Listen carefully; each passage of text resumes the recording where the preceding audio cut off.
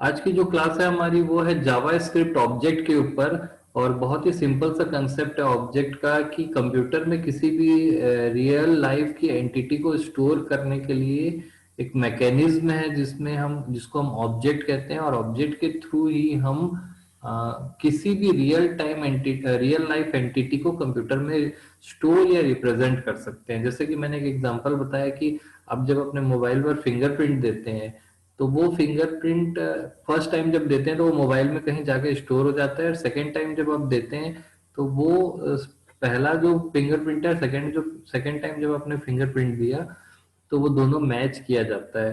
तो वो fingerprint computer में स्टोर कैसे किया जाता है, वो एज एन ऑब्जेक्ट स्टोर होता है। कोई भी रियल लाइफ की जो एंटिटी है उसको कंप्यूटर में अगर आप स्टोर करते हैं, वॉइस रिकॉग्नाइजेशन हो, फेस रिकॉग्नाइजेशन हो, फिंगरप्रिंट रिकॉग्नाइजेशन हो, ये किसी भी प्रकार की कोई भी रियल लाइफ एंटिटी को आप कंप्यूटर में स्टोर करेंगे तो वो ऑब्जेक्ट के रूप में ही स्टोर होगा। तो इसको हम टेक्निकल वर्ड में देखें तो ये ऑब्जेक्ट जो है वो यूजर डिफाइंड डेटा टाइप होता है। इसको एक लाइन में बोल सकते हैं कि ऑब्जेक्ट जो है वो यूजर डिफाइंड डेटा टाइप होता है। इसको एक और दूसरे तरीके से हम समझने की कोशिश करेंगे। मान लेते हैं किसी स्टूडेंट का रोल नंबर 101 है। किसी स्टूडेंट का रोल नंबर 101 है और आपको कंप्यूटर में किसी स्टूडेंट का रोल नंबर स्टोर करना है, तो आप क्या करेंगे?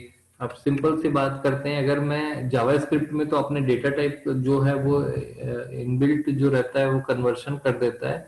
मैं दूसरे जो थोड़े से लो लेवल की लैंग्वेजेस हैं उनमें बात करूं, जैसे C++ या जावा की भी बात की जाए, तो उसमें जो डेटा टाइप हमको बताना होता है।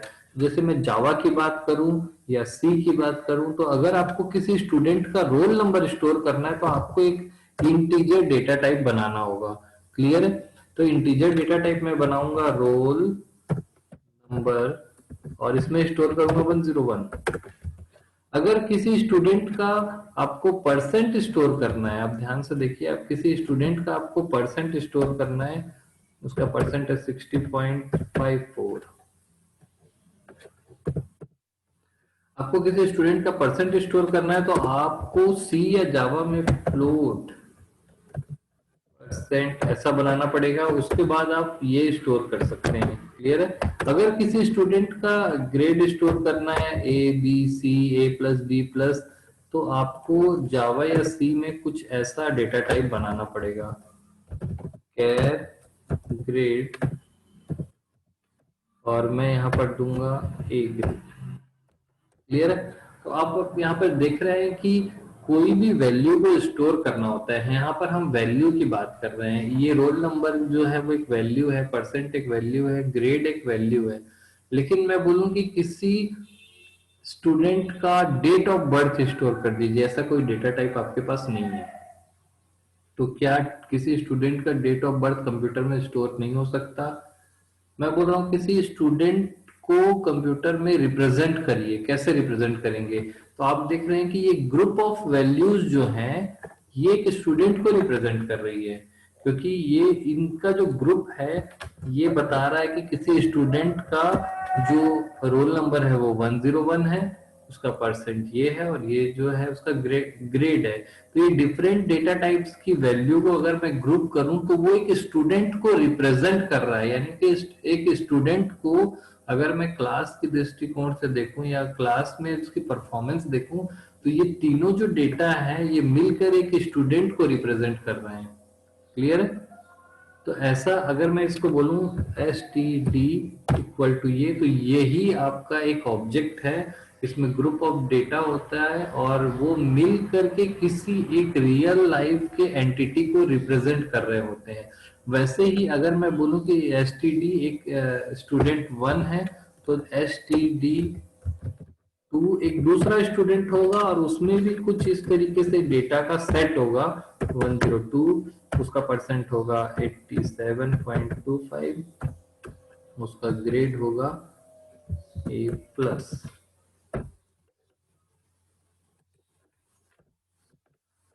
तो आप देख पा रहे होंगे कि यहाँ पर कंप्यूटर में किसी भी चीज को स्टोर करने के लिए उसको डेटा में कन्वर्ट करना होता है। तो एक स्टूडेंट को उसकी क्लास के परफॉर्मेंस के हिसाब से अ, ऐसे डेटा के रूप में दिखाया जा सकता है। ये किसी स्टूडेंट को रिप्रेजेंट कर रहा है जिसका रोल नंबर 102 है, तो कंप्यूटर से जब मैं पूछूंगा कि रोल नंबर 102 का ग्रेड बताइए, तो वो आसानी से बता सकता है कि उसका ग्रेड A+ है।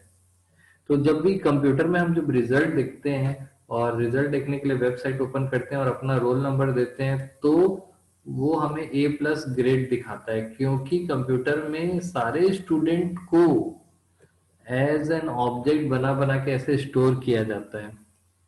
तो यहाँ पर आपको ऑब्जेक्ट का मीनिंग समझ में आ गया होगा कि किसी भी, अगर मैं फिंगरप्रिंट की बात करूं, तो अगर आपका फिंगरप्रिंट कंप्यूटर में स्टोर हो रहा होगा तो वो कुछ इस तरीके से हो सकता है।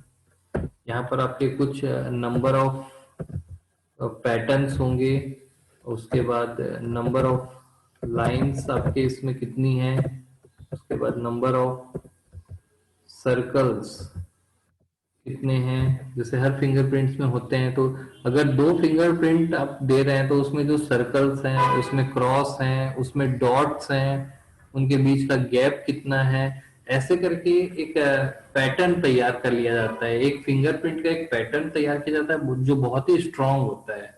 तो सेकेंड टाइम जब आप फिंगरप्रिंट देते हैं तो उसके लिए भी यही पैटर्न तैयार किया जाता है।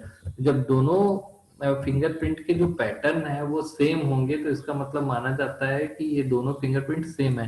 पूरा सेम ना होकर के भी 75% भी अगर मैच खाता है तो अच्छा माना जाता है उसको, क्योंकि 80% फिंगरप्रिंट बहुत कम लोगों के मैच होते हैं। क्लियर है? तो इस तरीके से अगर मैं बोलूं कि ये पहला स्टूडेंट है और ये दूसरा स्टूडेंट है, अगर दोनों में ऐसा आ जाए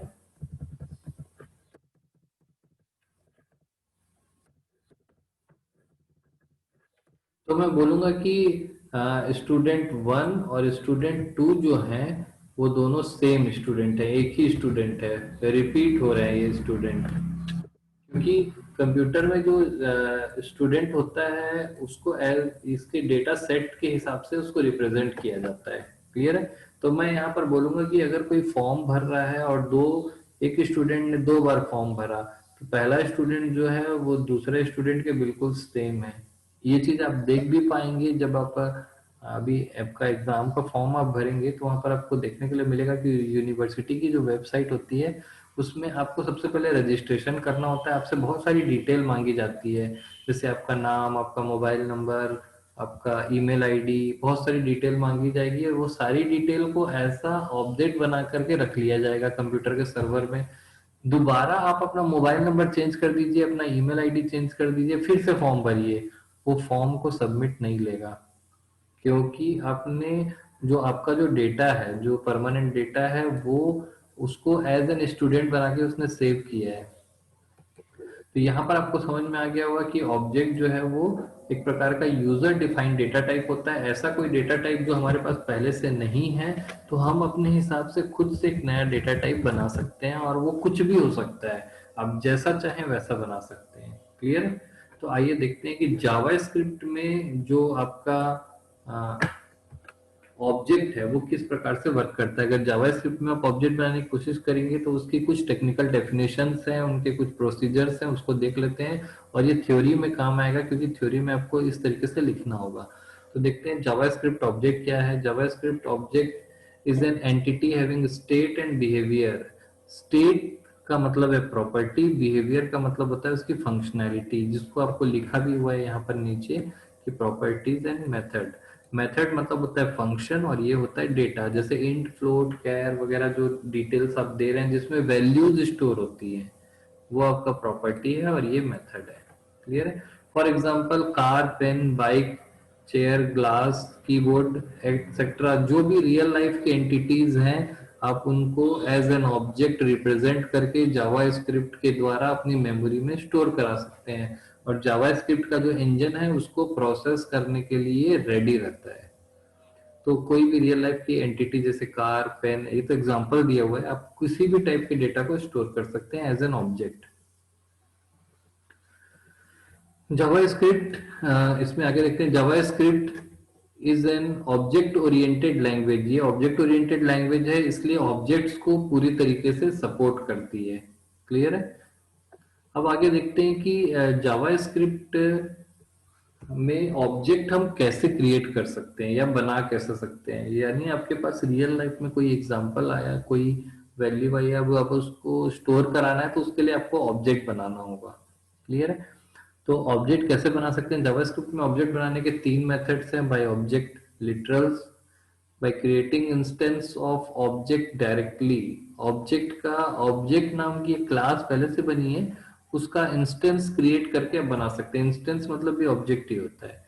तो ऑब्जेक्ट कीवर्ड का यूज करके बना सकते हैं या फिर कंस्ट्रक्टर का यूज करके बना सकते हैं। तो ये तीन मेथड्स हैं जिसके द्वारा आप ऑब्जेक्ट बना सकते हैं।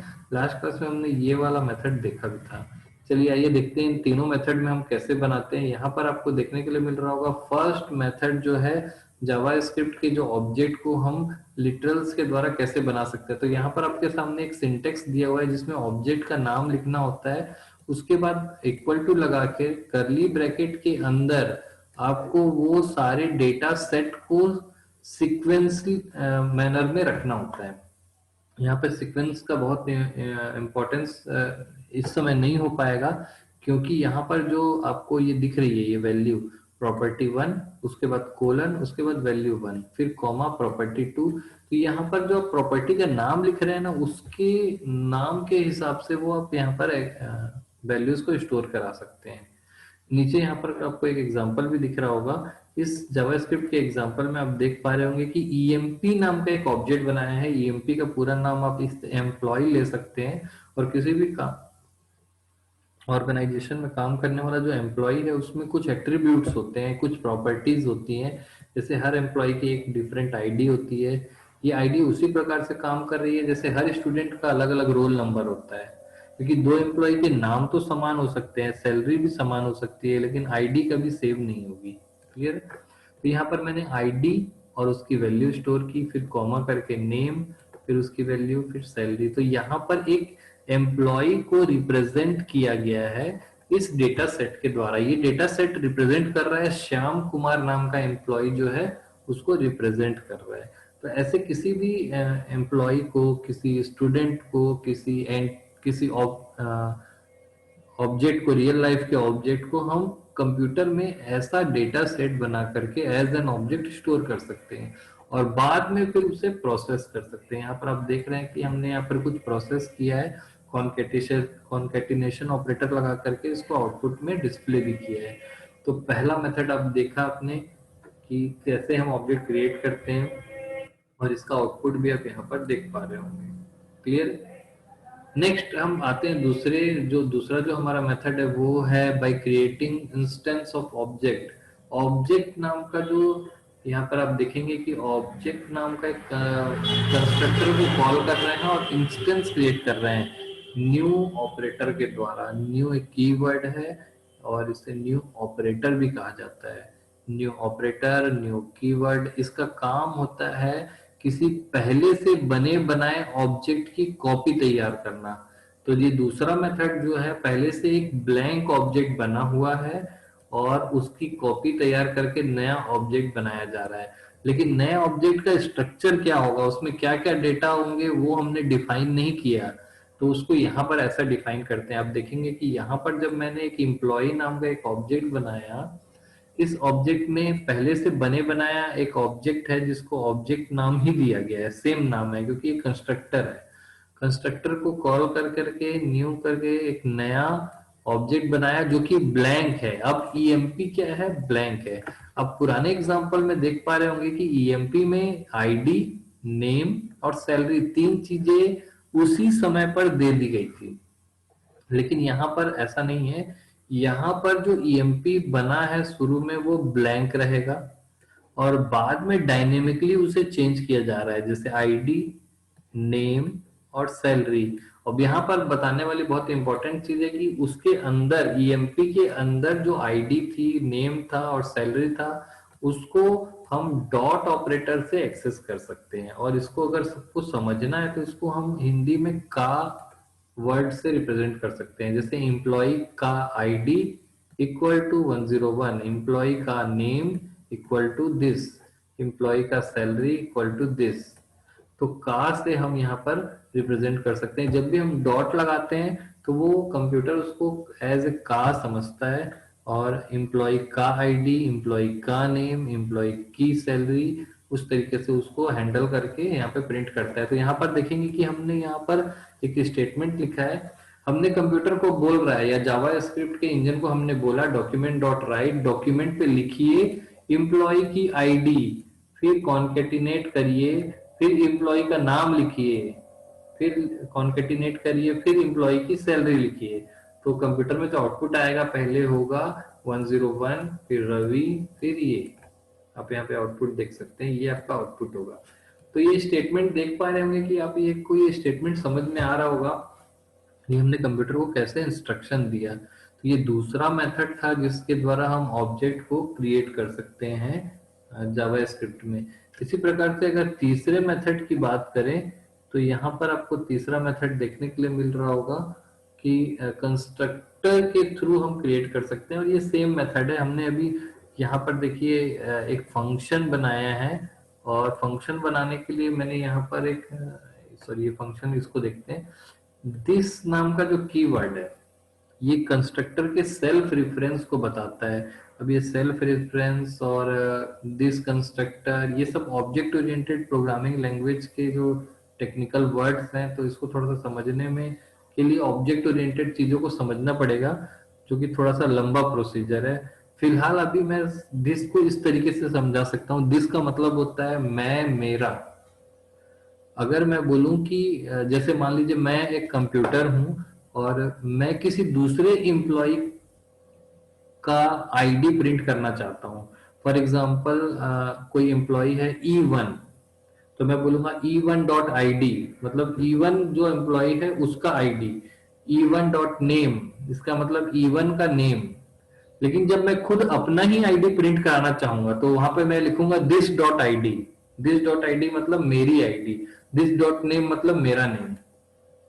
खुद का नाम, सेल्फ रेफरेंस या अपने बारे में ही रिप्रेजेंट करने को दिस पॉइंटर बोलते हैं, या दिस को सेल्फ रेफरेंस भी बोलते हैं। मीनिंग आपको समझ में आ गया होगा कि अगर मैं एक कंप्यूटर हूं तो दूसरे की आईडी प्रिंट करना है तो मैं E1 dot I D, E2 dot I D, E3 dot I D करूंगा। लेकिन जब मेरा खुद का प्रिंट करना है तो मैं अपना अपने लिए दिस वर्ड का यूज करूंगा, या उसको दिस पॉइंटर भी बोलते हैं, दिस कीवर्ड भी बोलते हैं, तीनों नाम है। तो मैं चाहूँ तो दिस कीवर्ड, दिस पॉइंटर या सेल्फ रेफरेंस का यूज करूंगा, और अपनी आईडी को प्रिंट करने के लिए this dot I D, this dot name, this dot salary का यूज करूंगा। आप यहाँ पर देख सकते हैं। तो ये सेल्फ रेफरेंस का मीनिंग आपको समझ में आ गया होगा। इसे मतलब डिटेल में समझने के लिए आपको ऑब्जेक्ट ओरिएंटेड कंसेप्ट सीखना होगा। तो अभी यहाँ पर सेल्फ रेफरेंस आपको समझ में आ गया है। तो तीसरा जो मैकेनिज्म है यहाँ पर आप देख पा रहे हैं कि मैंने एक ऑब्जेक्ट क्रिएट किया है, इसका नाम ई है। ये एक वैलिड आइडेंटिफायर होता है, और आप कुछ भी नाम रख सकते हैं। ई रखिए, ABCD XYZ, अपना नाम रख लीजिए, कोई प्रॉब्लम नहीं है।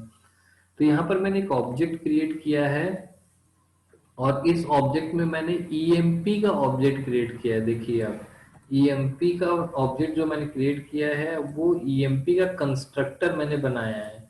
अब इस कंस्ट्रक्टर में जो मैंने वैल्यू पास की है, ये वैल्यू कहाँ जा रही है वो बता रहा है कि जो इसकी आईडी पास की गई है वो मेरी आईडी है, this dot I D equal to I D. यहाँ पर जो नाम पास किया गया है वो मेरा नाम है, this dot name equal to name. और यहाँ पर जो सैलरी पास की गई है वो मेरी सैलरी है, this dot salary equal to salary. अब यहाँ पर ये देखने में थोड़ा सा टफ लग रहा है कि यहाँ पर एक फंक्शन क्रिएट किया गया है। इस फंक्शन को कंस्ट्रक्टर बोलते हैं, और ये पूरी तरीके से ऑब्जेक्ट ओरिएंटेड प्रोग्रामिंग सिस्टम का एक कंसेप्ट है। और ये थोड़ा बड़ा एरिया है, इसको समझने के में कम से कम 2 से 3 क्लास लगेगी, जो आप सेकेंड ईयर में आप पढ़ेंगे ऑब्जेक्ट ओरिएंटेड जब आप पढ़ेंगे तो यहाँ पर इस चीज को हमको समझने के लिए थोड़ा सा समय लग सकता है। बस यहाँ पर दिस का मैंने मीनिंग बताया कि मैं, मेरा, और इम्प्लॉय में ये जो वैल्यू दी जा रही है 101, ये आईडी में जा रही है। तो ये आईडी मेरी है, ये नेम मेरा है, ये सैलरी मेरी है। तो यहाँ पर ये 3 मेथड हमने देखे। बाकी ये वाला जो आउटपुट आप देख रहे हैं, ये वाला स्टेटमेंट हर तीनों मेथड में सेम था। केवल ये ऑब्जेक्ट क्रिएट करने का हमने 3 मेथड यहाँ पर देखा, और आउटपुट भी देख रहे हैं कि बिल्कुल सेम आ रहा है। तो आप यहाँ पे ये वाला स्टेटमेंट देखिए, सेकेंड मेथड में ये वाला स्टेटमेंट देखिए, और फर्स्ट मेथड मेथड में ये वाला स्टेटमेंट देखिए, तीनों सेम है। बस इसको बनाने का तरीका अलग अलग है। पहले में डायरेक्ट वैल्यू दे दी गई कोलन कोलन करके, दूसरे में ब्लैंक बनाया गया और बाद में उसकी आईडी नेम और ये सब दिया गया, और तीसरे में यहाँ पर बनाया तो जा रहा है लेकिन यहाँ पर इसकी वैल्यू को डायरेक्ट यहीं पास किया जा रहा है और मेरी आईडी, मेरा नेम और मेरी सैलरी करके उनको स्टोर कराया जा रहा है। तो ये वाला मेथड जो है थोड़ा सा लंबा है और थोड़ा समझने के लिए इसको कंस्ट्रक्टर के को समझना पड़ेगा। कंस्ट्रक्टर की वर्किंग क्या होती है। कंस्ट्रक्टर अपने आप में एक बहुत बड़ा फंक्शन होता है। कंस्ट्रक्टर को मैं एक लाइन में डिफाइन कर सकता हूँ। कंस्ट्रक्टर एक ऐसा फंक्शन होता है, देखिए ये फंक्शन है जिसका नाम सेम इसके बराबर होगा। सेम अगर यहाँ पर E1 लिखा होता है तो यहाँ भी E1 होता है, यानी सेम नाम का जो फंक्शन होता है, क्लास नेम के सेम जो नाम का फंक्शन होता है उसको कंस्ट्रक्टर बोलते हैं। और वो ऑब्जेक्ट को इनिशियलाइज करता है, इनिशियल वैल्यूज को सेट और रिटर्न करता है, सॉरी रिटर्न नहीं करता, केवल सेट करता है। तो यहाँ पर आपने 3 मेथड्स देखे ऑब्जेक्ट के बारे में।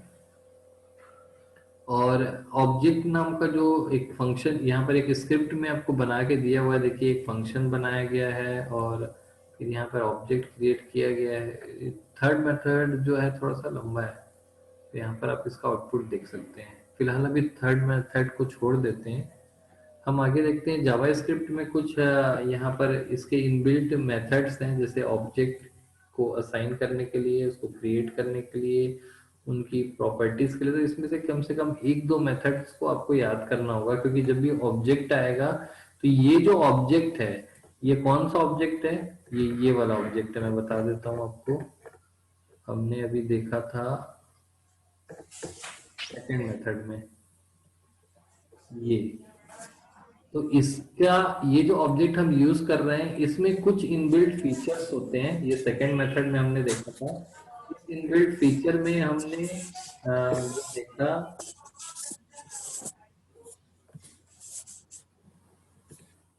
ठीक है, इस इनबिल्ट फीचर में हमने देखा था कि यहाँ पर जो ऑब्जेक्ट हमने यूज किया है उसमें कुछ प्रॉपर्टीज यहाँ पर देखने के लिए आपको मिलेंगी, जैसे ऑब्जेक्ट डॉट असाइन, क्रिएट, बहुत सारी चीजें हैं। इसमें से केवल एक दो को आपको याद रखना पड़ेगा। क्लियर। तो ये था हमारा जावा स्क्रिप्ट में, हमने आज ऑब्जेक्ट को देखा कि ऑब्जेक्ट क्या होता है, ये उसकी डेफिनेशन है। इसमें अगर किसी को कोई डाउट है तो आप पूछ सकते हैं।